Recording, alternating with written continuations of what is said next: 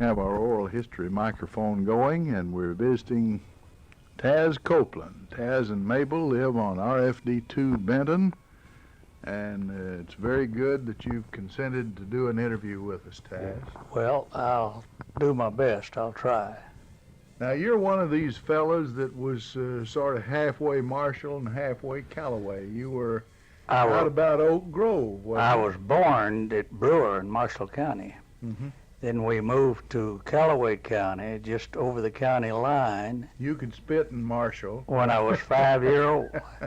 And then I've been back in Marshall County since 1938. Well, I believe we'll admit you as a citizen. As a citizen You of don't Marshall. need a passport. All right. Now, it seems to me that I've known you a good part of your life. I know I went to school with Mabel. Yes. And she went to Blakely. Blakely. Mhm. And did you go to Oak Grove? I went to Oak Grove and then finished up at Heath after they consolidated Heath and South Darnell? Darnell. Uh-huh. There. Now, a lot of people may be a bit surprised that there's a Heath. They always think of the one in McCracken County. Well, this was built on Headley Heath's land and on the Penny Road in Callaway County. And it was just over the county line, just about a mile. Do you happen to remember any of your teachers? Yes, my first teacher was a Mac Boyd. He lived just a mile north of Kirksey on the Kirksey Road there. And then they built, this was a one-room school. They built another room, and they, Miss Oni Dunn, Mm-hmm. you remember Oni Dunn? Mm-hmm. She was my teacher. And then Euphema Usry Mm-hmm. was one of my teachers.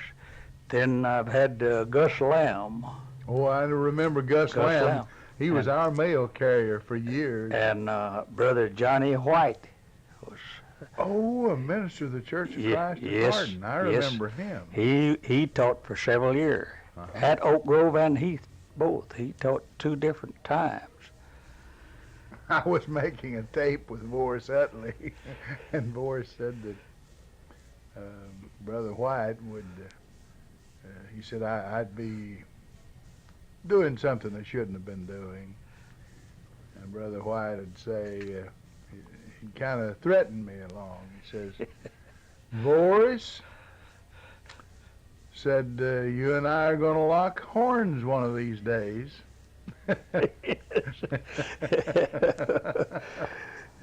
So, When he whipped you, he took you up on the stage. He'd go to the woods and cut him a switch, and he whipped you too. he wanted everybody to be duly warned. Everybody saw it. Yes. I guess we'd have some lawsuits today if teachers did the way they did then. I imagine so. But they had to, because they was boys that went to school then. I thought was 20-year-old in a grade school, see?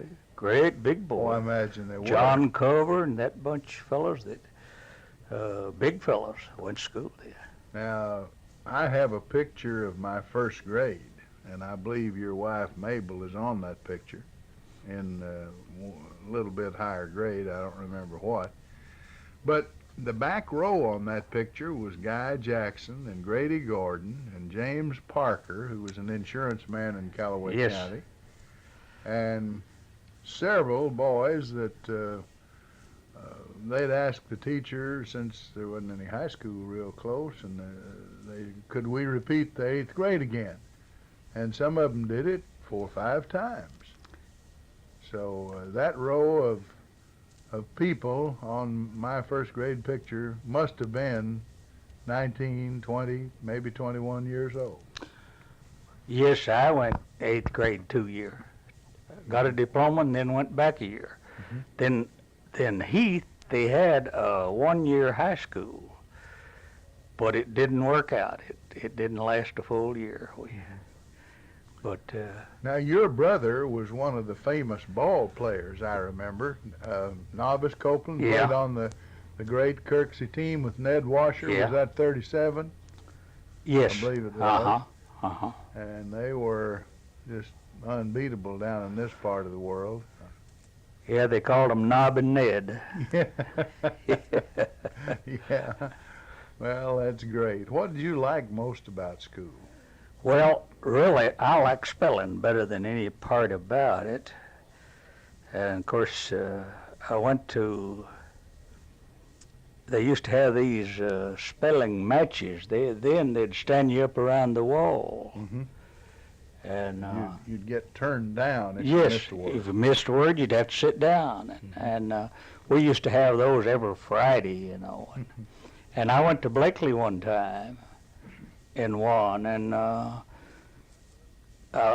was the third person from the end of the thing to sit down.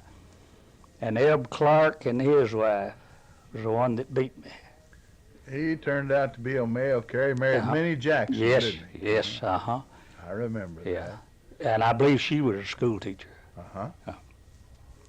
Well, let's get in something for the genealogist before we totally forget it. Your father's name Was G.W. is George Washington. He went by the name of Jack. and your mother. My mother was Mary Hurt, and her dad was Richard Hurt. I know there were a lot of Hurts around Hardin. There used to be a blind man named Hurt, but I can't think of what his given name was. I don't know if we were related to them or not.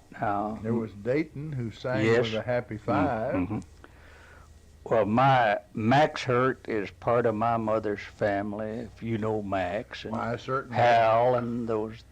Everybody knows Max That's Hurt. right. Mr. Callaway County, Yes. they call him. And he was a cousin to my mother. Their dads were brothers. My granddaddy Hurt's name was Richard. Well, you know, Richard Hurt is a world-famous surgeon at the Mayo Clinic in Rochester, Minnesota. His dad was an insurance man, and I think kin to Max. I've forgotten what was his Buford Hurt. Buford, yes, they were related. And So you've got some pretty famous kinfolks. Now, your Bob Norsworthy, now that's your sister's son. yes, People in the advertising field will know that he's with J. Walter Thompson, the world's largest ad agency. he's been there since he got out of school. Well, I hadn't seen him in quite a while till over at the funeral home the other night. And he's still there, he says. Yes. Well, can you remember your grandparents on either side? Do you? I can remember my granddaddy Hurt on my mother's side, and he lived there at Hardin. He lived where George Long. Did you ever know where George lived there on the Wageboro Road? Mm-hmm. That's where he lived. And my grandmother Copeland, I can remember her, but I don't remember my granddaddy Copeland. Yeah, George Long lived across the road from, well, I called her Janella Paget. Yes. She married Lawrence Yes. later after her first husband died. He was married to a Richard, and she had a son, Charlie Richard, lived there at Hardin, and he married Flo Pace, I believe. Mm-hmm. And that was about all that I knew about them, and I believe that was his third wife. I think he had lost two before that. Mm-hmm. Well, we got you up about grown, maybe. You're out of grade school now. And what did you start doing? Was your dad a farmer? My dad was a farmer. Of course, he really was a blacksmith and farmed too. And the boys, me and my brothers, we had to farm, and we run the farm, and he had to work at a blacksmith to buy shoes for us. Well, how many children were there? Well, there were 10 in all. They still, 7 of us living. I've got 3 sisters and 4 brothers still living. Now, I knew your 3 brother. brothers, there's 7 of us. Wade's your brother, Yes, isn't he? Wade, I got acquainted with him, I guess, when he came to Hardin and started working as a mechanic with Iron Irwin. Yes.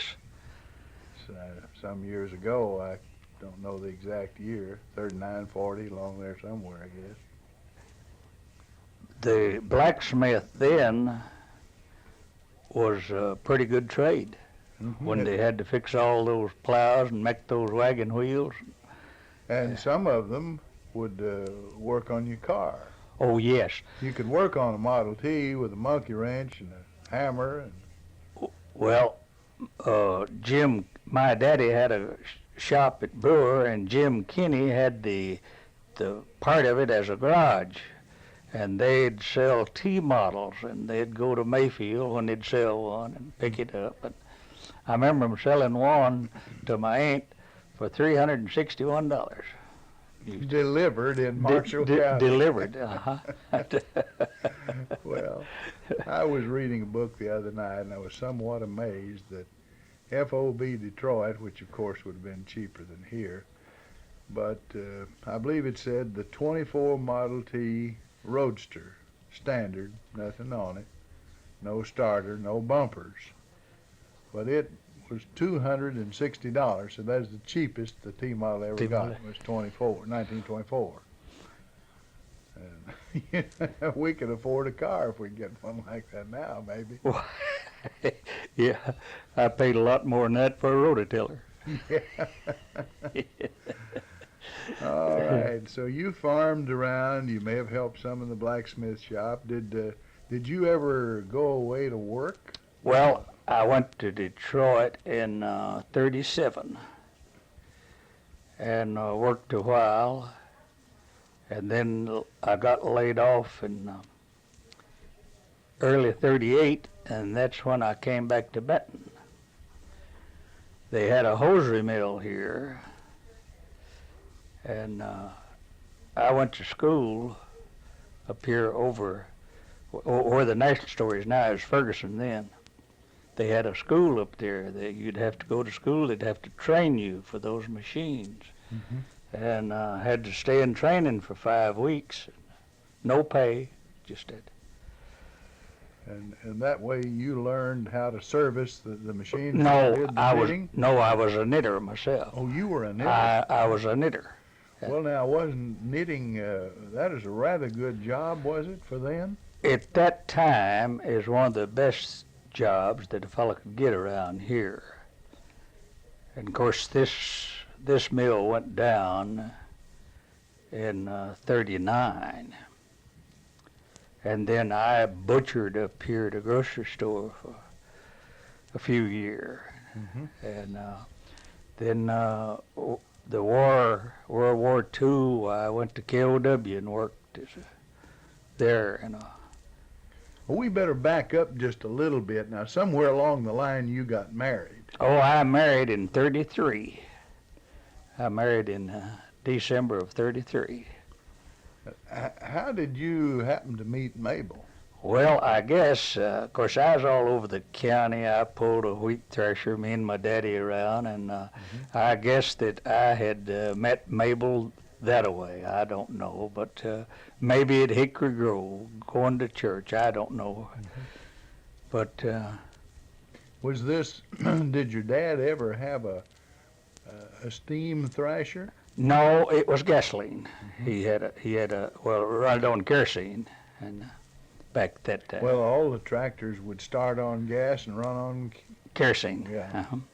We called it coal oil. Yeah. That's right. At least I did. I did too. Yeah.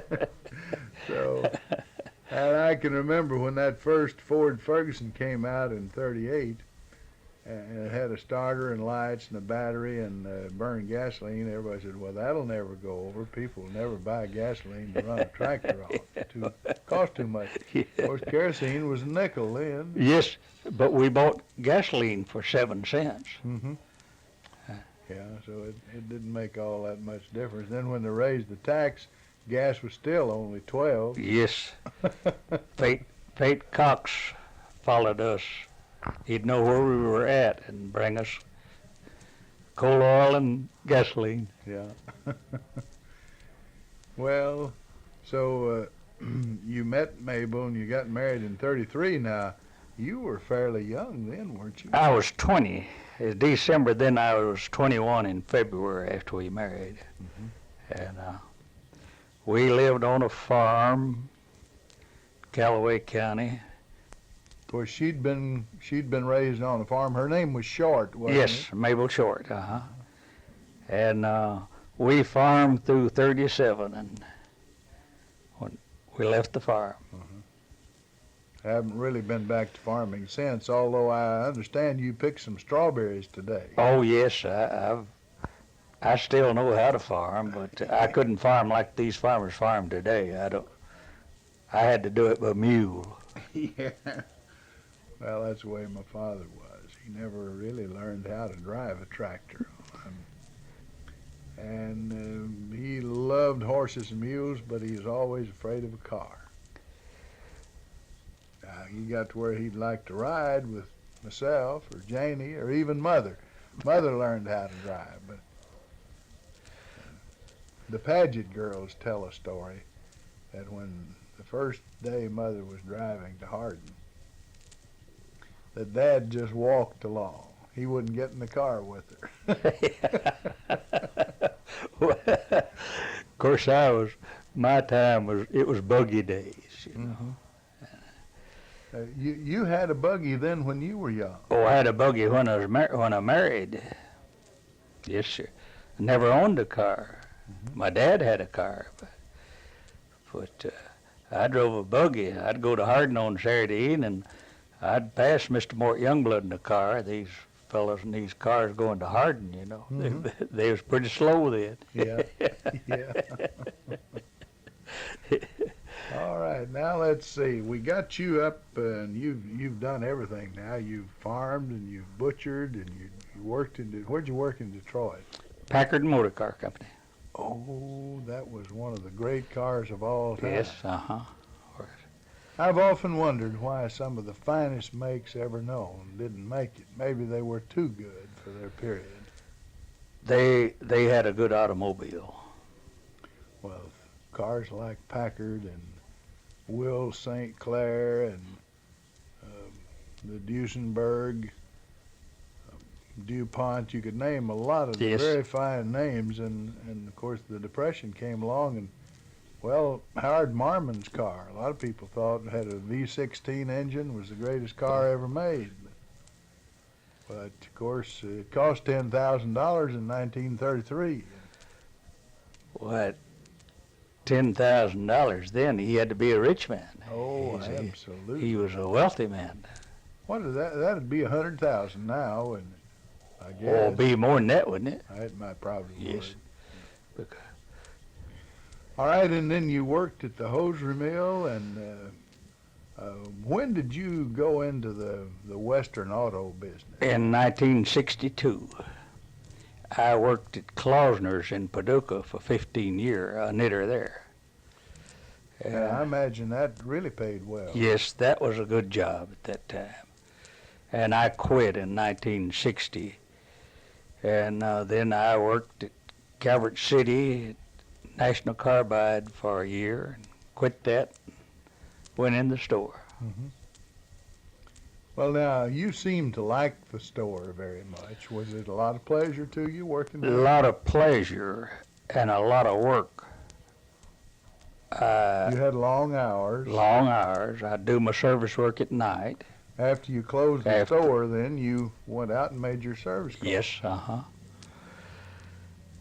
Well, I remember one time that I'd bought a freezer from you, and you had your grandson. Yes. With you. And that was all done after closing time. Oh, yes. So in that sense, I guess it was pretty hard work. wasn't It was. We worked a lot of nights till 2 o'clock, getting up orders, trying to keep stocked up. It was, but I enjoyed it. I enjoy selling.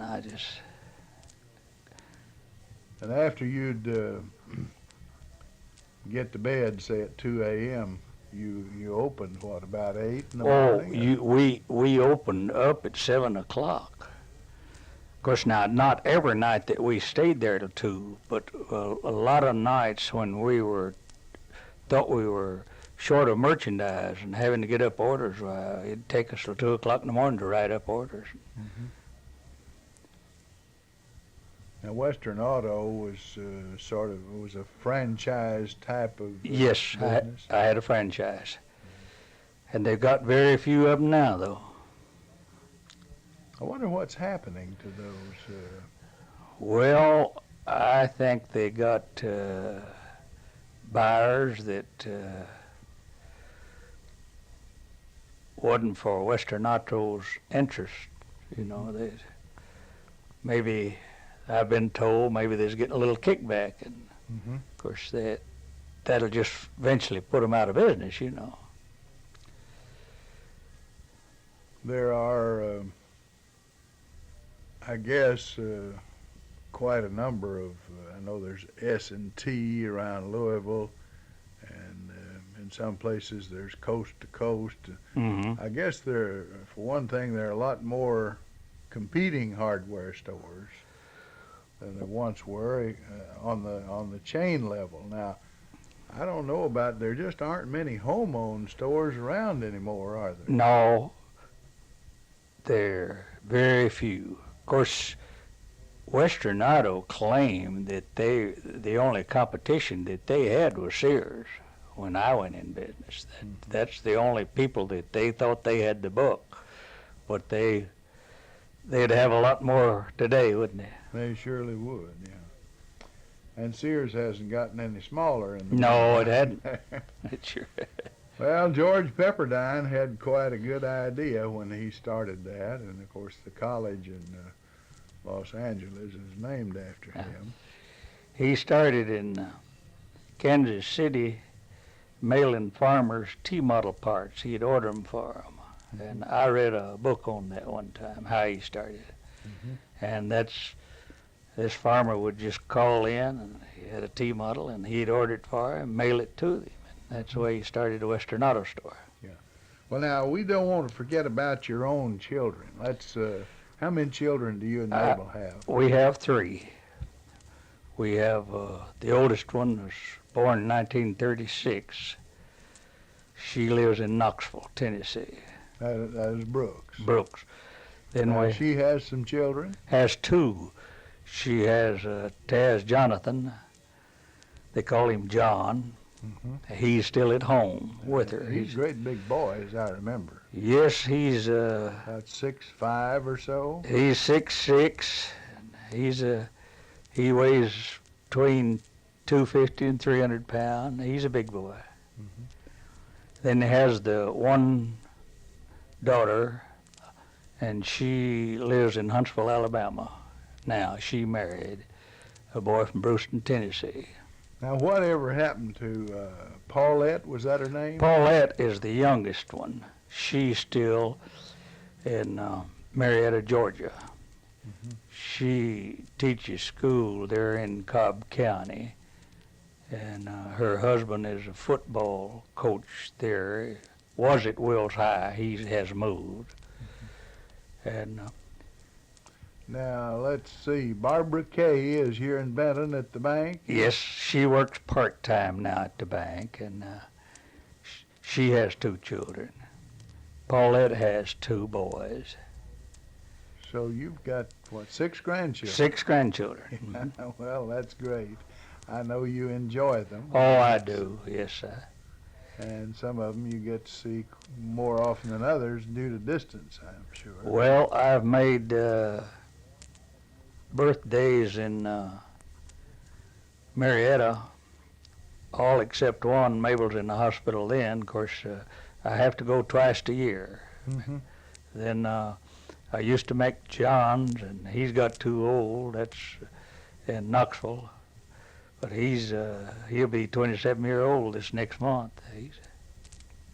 Well, he's creeping on. I didn't realize quite that he was that old. Yes, still single. I remember visiting them when they were in Baton Rouge, and Ruth Ann was pretty small then. She's 30 now, though.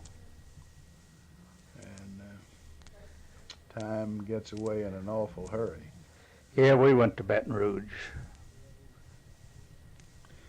Taz, we don't have an awful lot of time left. I just wonder if you've got any big tales that you could tell, some funny story that happened to you while you were in business or when you went to school. You know, you've heard these radio shows where they say, what is your most embarrassing moment? Yeah, well, Anything along that line. of course, in business, I guess the most embarrassed that I ever was, you know, you always want to try to say something to somebody. That's just good business, you know. And a lady is in there one day that I knew well, and I knew her father, and I said, how's your father getting along? Well, she said, he's been dead for 5 years. I said, well, I'd forgotten that. She said, well, you was at the funeral, you know. I said, Oh, boy.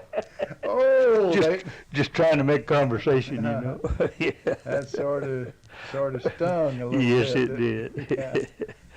Yeah. We all get into those situations, and they're not funny exactly till you think back on it, I suppose. Yeah, that's right. I'd be a little humorous at the time, but no, it wasn't funny at all.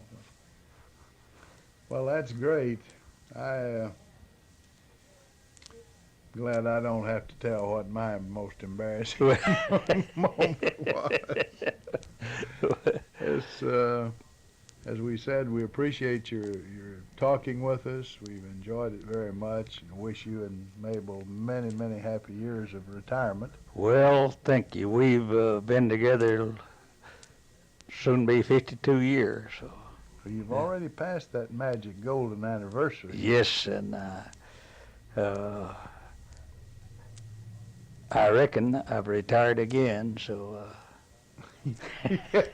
How many times have you retired? Well, when I sold the store, I was old enough to retire. And Lopus Hite wanted me to come over to the housing project as a maintenance man till he could get someone. And that was 6 years, and I quit. So I have helped Seaford Lawn and garden supply. lawn and garden supply. You had a lot of experience in for that. 3 years. And so I've done a little of everything, never been good at nothing. Oh. Well, I'll tell you, you're good at an interview, and thank you, Taz. This is Ray Mofield speaking. We return you now to our studio.